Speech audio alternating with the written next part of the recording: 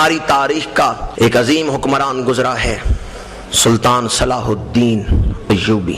ایوبی کی عیسائیوں کے ساتھ جنگیں ہوتی رہی ہیں، صلیبی جنگیں۔ ایک عیسائی جرنیل نے چند مسلمانوں کو گرفتار کیا اور اپنے دربار میں کھڑا کر کے، لائن میں کھڑا کر کے ان سب کے سر کاٹے۔ جب آخری تک پہنچا تو اس آخری مسلمان نے رحم کی اپیل کی تو وہ عیسائی جرنیل تلوار چلاتے ہوئے کہنے لگا، تم محمد کا کلمہ پڑھتے ہو، بلاؤ محمد کو کہ تمہیں آ کے بچائے، بلاؤ محمد کو کہ وہ آ کے تمہیں بچائے۔ یہ کہہ کے سر قلم کر دیا۔ یہ بات پہنچی سلطان صلاح الدین ایوبی کو، تخت پہ بیٹھا ہوا ہے، اترا، کہنے لگا اب نہیں بیٹھوں گا جب تک اس عیسائی جرنیل کو جواب نہیں دے لوں گا۔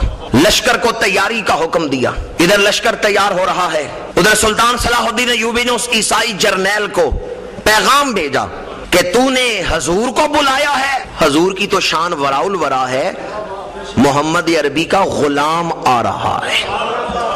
تو نے کہا بلاؤ محمد عربی کو، محمد عربی کا غلام آ رہا ہے، تیار ہو جاؤ، رسول اللہ کا غلام آ رہا ہے۔ سلطان صلاح الدین ایوبی گیا، عیسائی اور مسلمان فوجیں آپس میں ٹکرائی، سلطان صلاح الدین ایوبی جنگ جیت گیا۔ وہ عیسائی جرنیل جو بڑا غرور اور تکبر کرتا تھا، پا بجولاں قیدی بن کے جب ایوبی کے سامنے پیش ہوا، گھٹنوں کے بل زمین پہ گرا اور ہاتھ جوڑ کے کہنے لگا، بادشاہ بادشاہوں کو معاف کرتے رہتے ہیں، آج میں ہار گیا ہوں، تو جیت گیا، مجھے معاف کر دے۔